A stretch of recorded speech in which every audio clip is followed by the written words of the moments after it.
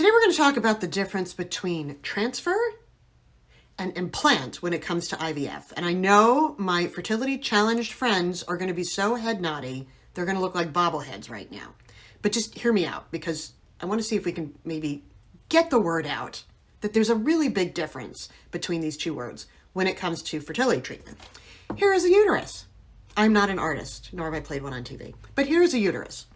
When you go through fertility treatment like IVF, they take your eggs, okay? They retrieve them. I won't even tell you how they retrieve them. That's a whole other story, and you'll need some alcohol for it. But they retrieve them, and they fertilize them. See the sperm? Okay? Then an embryo hopefully begins to form. There's the beginning of an embryo. Then they take the embryo once it's all, cooked and what have you. Again, not a doctor, nor have I played one on TV. And they transfer it to the uterus. They transfer it. Transfer. They do that through a catheter through the cervix, and they transfer it. They hope that it implants, okay? There's no guarantee that it will.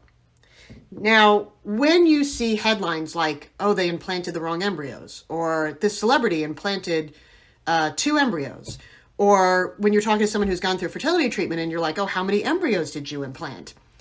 That's all wrong.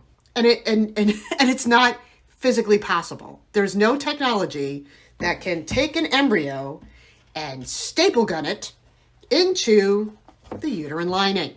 Okay? Now, the reason that matters is IVF on average can cost anywhere from $12,000 to like $18,000. And if the embryo doesn't implant, that means you're not pregnant.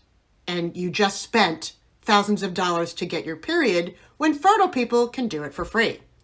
So the reason it matters is infertiles would love nothing more than to have that technology to implant embryos. It doesn't exist.